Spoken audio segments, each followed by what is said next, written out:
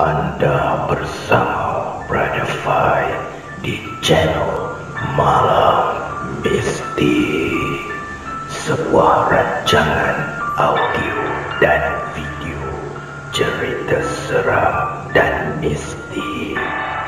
Semoga Anda semua terhibur.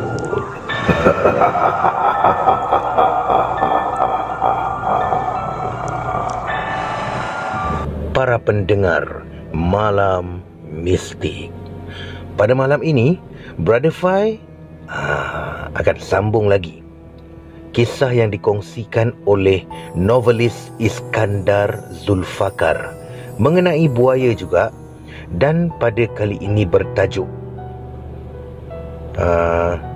Diganggu Kelibat Buaya.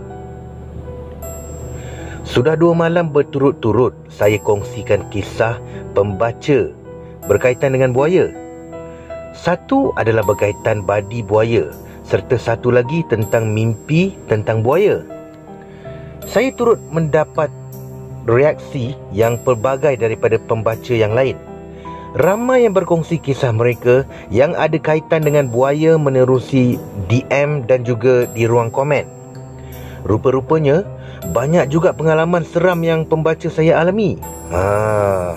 Saya doakan semoga anda semua berada dalam lindungan Allah Subhanahu Wa Taala.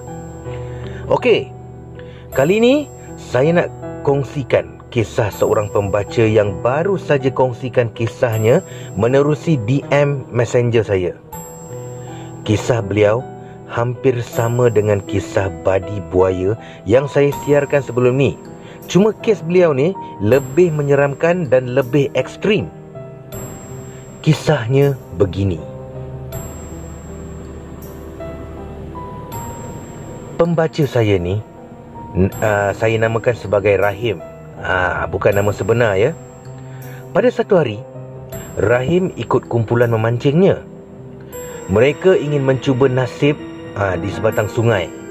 Sungai itu agak semak dan kelihatan sangat ekstrim serta berbahaya. Untuk sampai ke tebing sungai pun, mereka perlu tebas sendiri pokok lalang yang setinggi pinggang serta perlu meredahnya.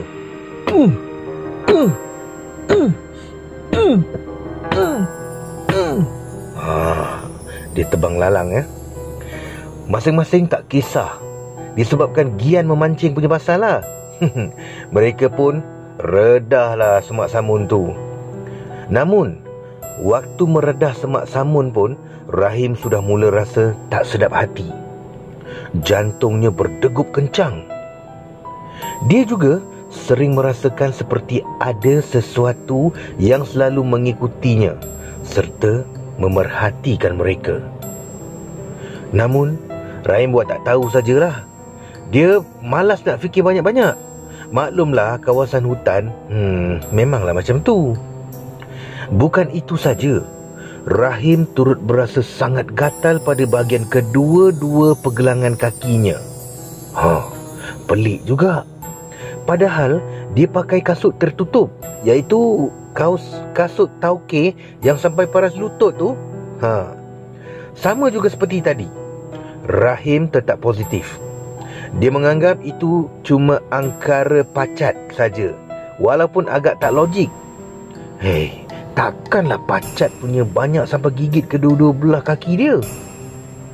Sama juga, Rahim buat-buat tak tahu saja. Malas nak layan benda-benda pelik macam tu.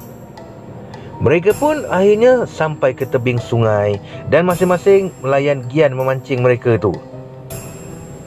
Banyak juga hasil yang berjaya mereka perolehi sepanjang berjam-jam mereka beraksi tu. Setelah masing-masing puas, mereka pun mengambil keputusan untuk pulang ke rumah.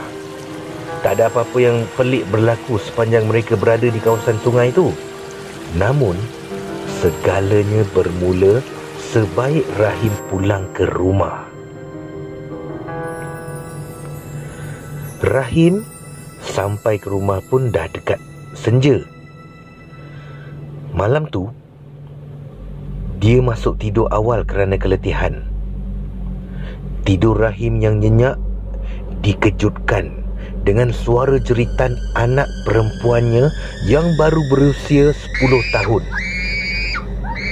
Rahim dan isterinya pun pantas bangun dan bergegas ke bilik anak mereka tu. Rahim memiliki 2 orang anak perempuan. Suara jeritan tu datang daripada si adik. Si adik menjerit, meracau dan mengelupo disebabkan perasaan takut yang teramat sangat. Manakala si kakak tu pula hanya mampu terduduk kaku di atas katilnya. Dia kerana terlalu terkejut melihat tindakan adiknya serta tidak tahu nak buat apa. Rahim pantas mendekati anak bongsunya tu dan memeluk erat tubuhnya. Dia cuba menenangkan budak tu. Rahim turut membaca beberapa potongan ayat Al-Quran pada telinga anaknya tu. Alhamdulillah, tidak lama selepas tu si adik tu berjaya ditenangkan. Dia tidak lagi mengelupur dan meracau, namun masih tetap menangis. Rahim pun tanya, kenapa dia menangis teruk sampai macam tu?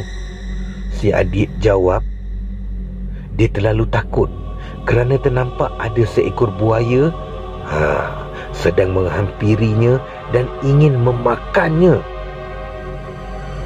Rahim sekali lagi cuba menenangkan si adik dengan berkata, itu cuma mimpinya saja dan bukan nyata. Si adik membangkang. Dia bertegas bahawa dia tidak tidur ketika itu. Sebaliknya, apa yang nampak tu bukanlah mimpinya. Setelah berjaya menenangkan si adik, Rahim dan isterinya pun kembali ke bilik mereka untuk sambung tidur. Malangnya, baru sekejap dia lelapkan mata, tiba-tiba tidur Rahim diganggu lagi. Kali ini isterinya pula yang menjerit ketakutan dan meracau. Setelah dia berjaya ditenangkan, Rahim pun tanya, kenapa? Isterinya jawab, semasa dia tersedar dari lena tadi, tiba-tiba dia nampak kelibat seekor buaya di sebelahnya. Dia nampak buaya tu di tempat Rahim tidur, iaitu di sebelahnya. Rahim dah mula rasa pelik lah. Yelah, dah 2 orang ahli keluarganya diganggu kelibat seperti buaya tu. Keesokan pagi, Rahim pun pergi rumah imam dan meminta tolong imam untuk datang ke rumahnya bagi membantunya. Pak imam pun datang dan memanggil mereka sekeluarga duduk di ruang tamu rumah. Pak imam memulakan ruqyah. Tiba-tiba isteri si Rahim tumbang. Dia kemudiannya bangun dan meracau-racau.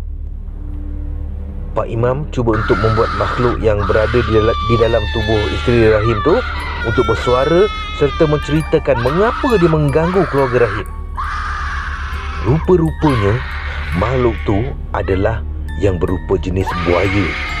Sebab itulah ahli keluarga Rahim diganggu oleh kelibat buaya. Ia ganggu keluarga Rahim kerana Rahim telah terpijak sarangnya secara tidak sengaja, iaitu ketika dia dan rakan-rakan yang lain meredah lalang untuk sampai ke tebing sungai. Akhirnya Pak Imam berjaya berbincang dengan makhluk tu. Dia juga berjaya mengeluarkan makhluk tersebut daripada tubuh isteri Rahim.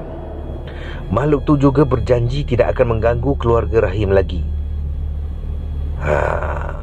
Sebenarnya jin ni ada pelbagai jenis, ada pelbagai rupa serta ada pelbagai bentuk.